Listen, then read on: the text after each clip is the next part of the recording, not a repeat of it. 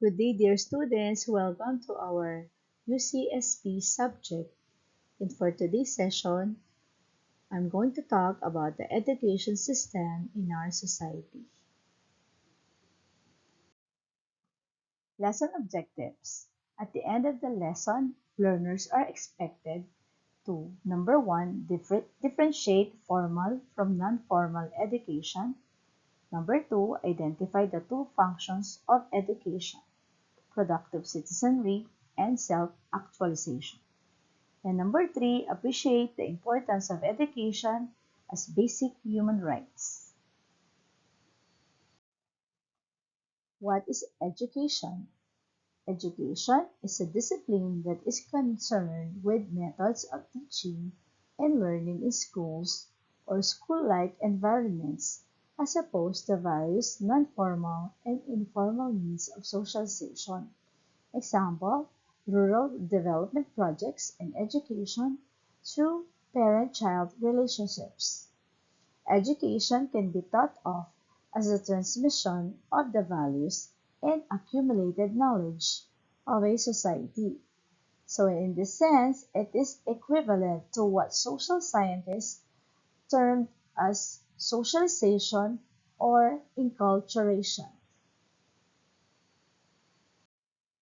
So, history of education in the Philippines. So, before the Philippines attained complete independence in 1946, the country's education system was patterned on the system of Spain and the United States, which was colonized and governed by the country for more than 300 years.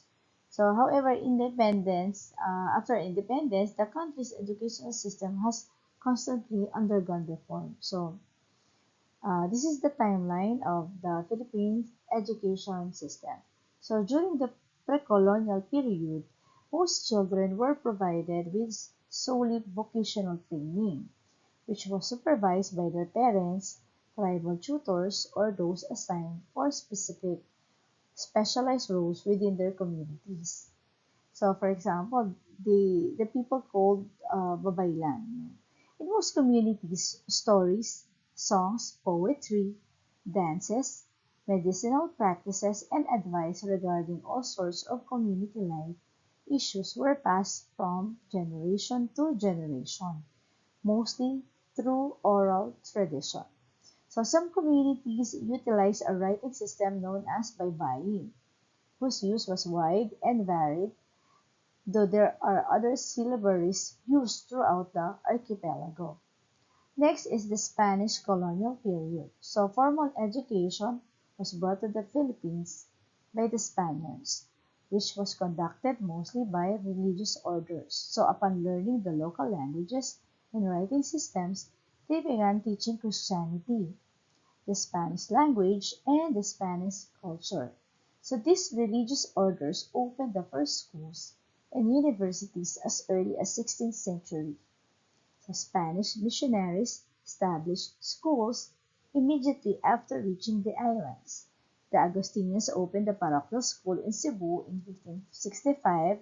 The Franciscans took the task of improving literacy in 1577, aside from teaching the new industrial and agriculture techniques. The Jesuits followed in 1581 as well as the Dominican in 1587, setting up the school in Bataan. The church and the school cooperated to ensure that Christian villages had school for students to attend. Education system under the American period. It can be said that the most lasting and powerful change that occurred in the area of education was in the period of American occupation, where English was used as a primary language of instruction and a system of public education was established. When the education system was established in the Philippines, schools has provided the learner to interact in groups, which allows them to become aware of their individual differences, gender, roles, values, and capacities for growth and survival. So during the American period, the Americans were keen to open up 7 schools with Army servicemen teaching with Army Command selected books and supplies. So in the same year, during 1899, more schools were opened. So this time with 24 English language teachers and 4,500 students. So a highly centralized experimental public school system was installed in 1901 by the Philippine Commission and legislated by the Act Number 74. This law exposed a severe shortage of qualified teachers brought about by large enrollment number in schools.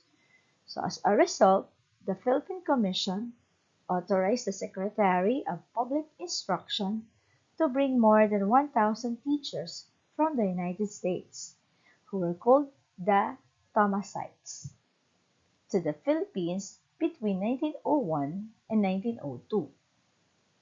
So these teachers were scattered throughout the islands to establish barangay schools. The same law established Philippine Normal School, now the Philippine Normal University, to train aspiring Filipino teachers. The high school system was supported by provincial governments and included special education institutions, School of Arts and Trades, an agricultural school and commerce, and marine institutes, which were established in 1902 by the Philippine Commissions.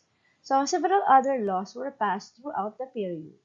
So in 1902, Act Number 372 authorized the opening of provincial high school. In 1908, it marked the year when Act 1870 initiated the opening of the University of the Philippines, now the country's national university.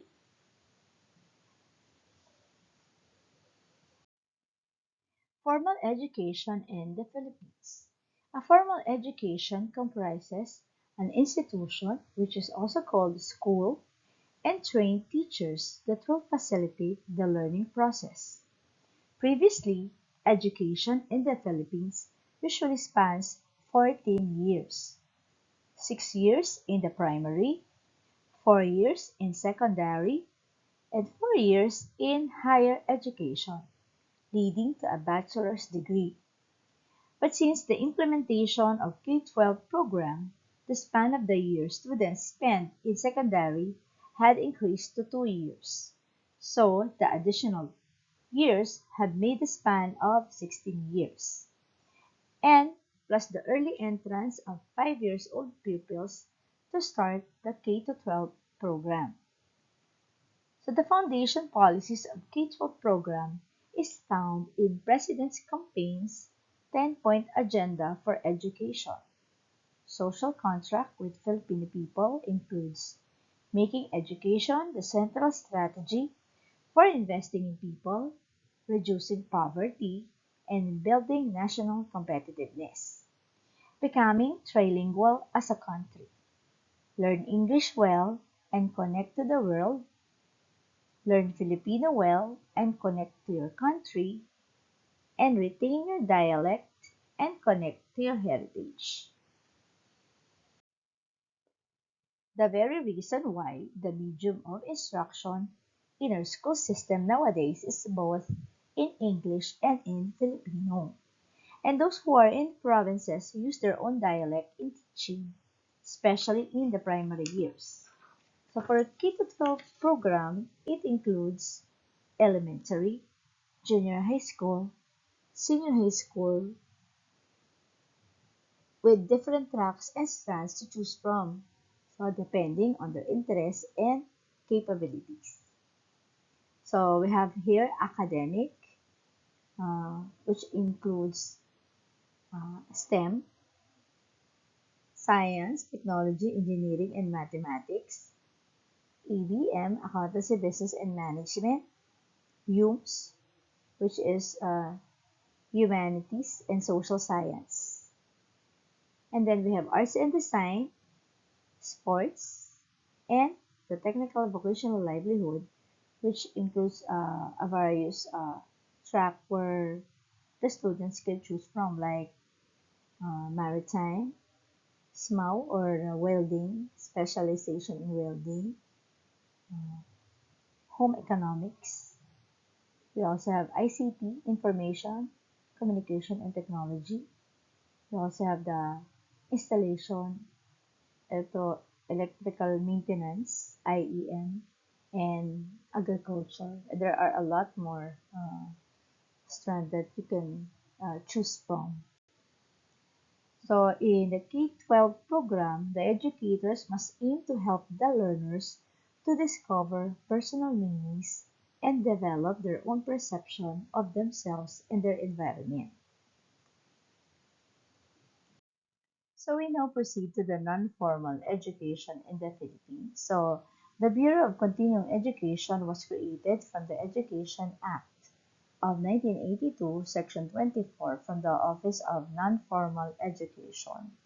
So under the Aquino government, the Bureau of Non-Formal Education was created under the Executive Order number 117 in Article 14, Section 2 of 1987 Philippine Constitution, which said that the state shall encourage formal, indigenous learning system as well as self-learning, independent, and out-of-school study programs, particularly uh, that respond to the community needs, and provide adult citizens, the disabled, and the out-of-school youth training in civics, vocational efficiency, and other skills. So the creation of NFE leads to the establishment of Technical Education and Skills Development Authority, also known as TESDA. So this agency is created to promote non-degree technical programs. Furthermore, it is also in charge of the skills orientation, training, and development of out-of-school youth and unemployed adults. So another non-formal school is called ALS, Alternative Learning System. It is parallel to an existing formal instruction, only it is offered for those students who are not given a chance to complete their basic education due to many reasons. So the Governance Act for Basic Education, otherwise known as the Republic Act 9155, stipulates the establishment of the alternative learning system to provide out-of-school children, youth, and adult population with basic education. Primary function of education.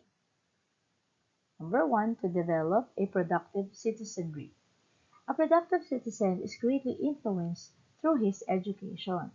An individual learns to socialize in the school, so once the learner enters the school, he would be involved in a community, and that involvement would lead to a lifelong learning of values that will shape an individual. So together with this, a curriculum designed by the state will have an additional means of shaping the individual's intelligence. Furthermore, it is through education that an individual is taught to have a positive view towards liberty and democracy, as well as the view about government authority. With this, an individual would learn to do the value of doing what is right to be useful and concerned citizen of the country. Next is promote self-actualization. So in Maslow's hierarchy of needs, the last to be achieved must be self-actualization, where a person must realize the sense of self-sacrifice, where the person no longer thinks of himself but what he can contribute to the community, and education is a way to help this person achieve this. It is through education that an individual learns the value of self and the purpose of his or her existence. It is a common knowledge that education is a basic human right for everyone, so all nations would agree that the answer to poverty is education. However, there are those who opted to hold guns than pencils due to exposure to wars and conflict. So the idea of education as an answer to poverty and as a basic human right is set aside. In the Philippines, education has become fairly important to many deprived families, since this is their only hope to uplift their condition economically.